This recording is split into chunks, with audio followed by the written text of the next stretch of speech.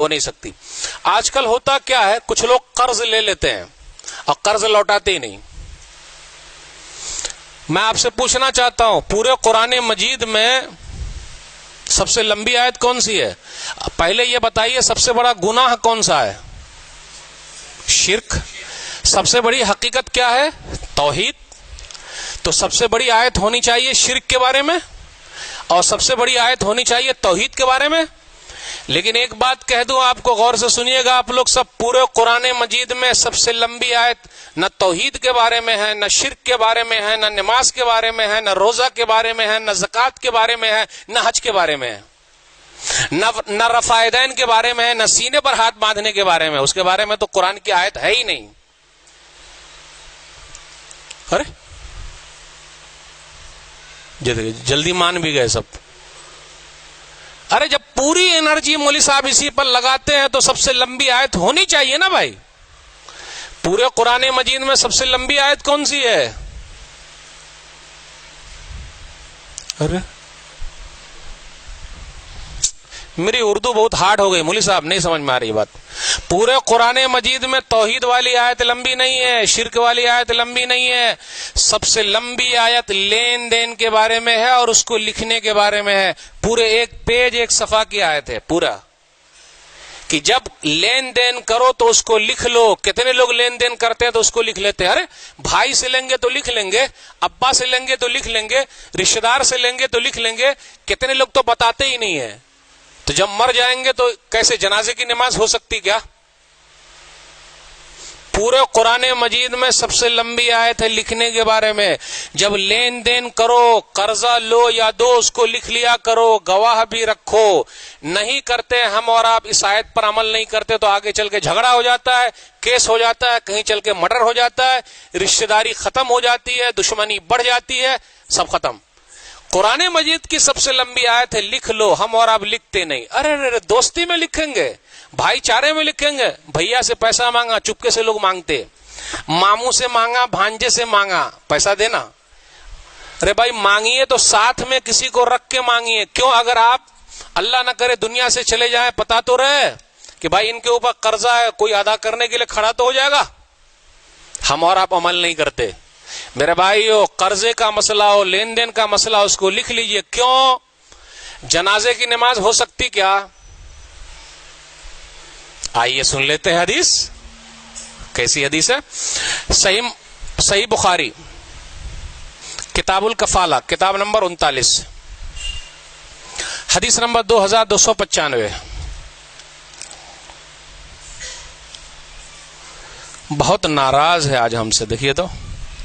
حدیث نمبر 2295. سلمہ بن اکوع رضی اللہ تعالیٰ عنہ کہتے ہیں کہ ایک جنازہ لایا گیا. غور سے سنیے گا. نبی صلی اللہ علیہ وسلم نے فرمایا حل علیہ من دین.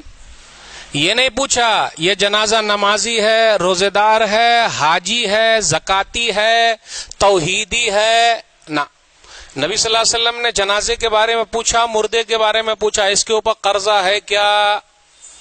تو بولے قرضہ نہیں ہے. تو نبی صلی اللہ علیہ وسلم نے نماز پڑھ لیا، جنازے کی نماز پڑھا دی. ایک دوسرا جنازہ اور آیا، پوچھا حل علیہ من دین، کیا اس کے اوپر قرضہ ہے؟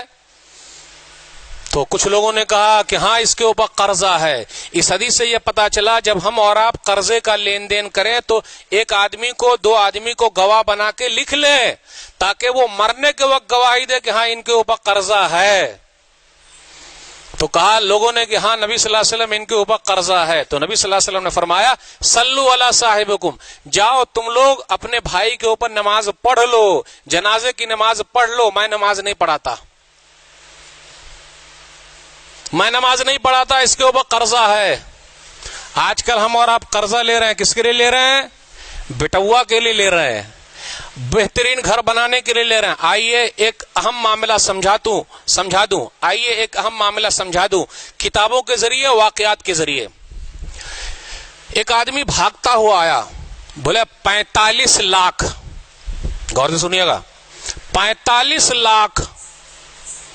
جنازہ تیار ہے، نماز ہو گئی ہے، دفن کرنا ہے. بولے 45 لاکھ. غور سے سنیے گا ذرا، 45 لاکھ. ایک بیٹا کھڑا ہوا، मैं तो नहीं दे सकता, मेरे पास कहाँ है। दूसरा बेटा खड़ा हुआ, मैं तो नहीं दे सकता, मेरे पास कहाँ है।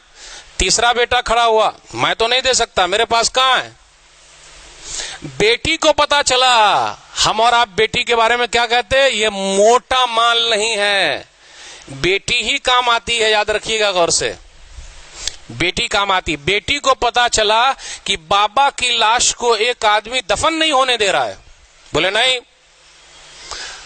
तो वो भागती हुई आई और 15 लाख का जेवर लेके आ गई।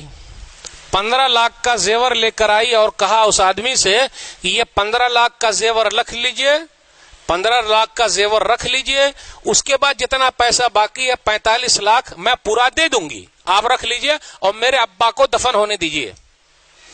गौर से सुनिएगा, उसके बाद क्या हुआ, वो आदमी पलटी खाया, बोले भाइयों सुनो, 45 लाख लेना नहीं, बल्कि मैं 45 लाख इस मुर्दे को देना चाहता हूं, मेरे जिम्मे है, मैं इसको दूंगा, लेकिन मैं दूंगा तो किसको दूंगा।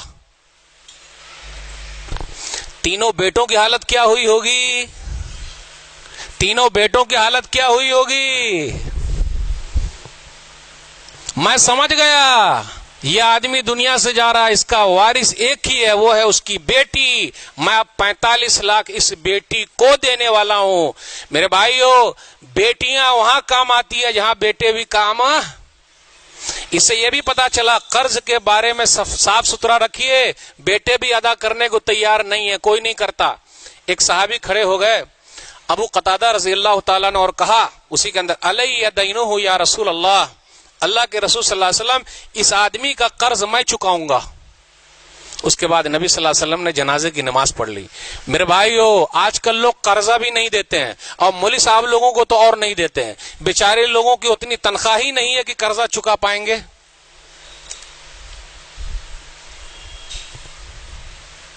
हिलाइए ना हाथ, हाथ हिलाइए, मुंह हिलाइए, कहां से चुकाएंगे बोलिए।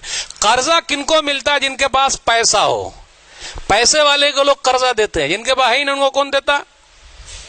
सूदी कारोबार चल रहा है, खा रहे हैं, लेकिन कर्जा वाला नहीं। मेरे भाइयों, जब अगर वाकई किसी को हमने और आपने दिया, वो बेचारा अदा नहीं कर सकता, तो कुछ दिनों की मोहलत दीजिए। कितने लोग मोहलत नहीं देते, और बैंकों का कुछ लोगों ने ले रखा है होम लोन। क्या, कौन सा लोन भाई, होम लोन। मौलवी साहब इस पर तकरीर मत कीजिएगा। अच्छा, होम लोन। एक और लोन है भाई, गाड़ी लोन, कार लोन, देखिए वह सब चल रहा, नो तकरीर। अच्छा,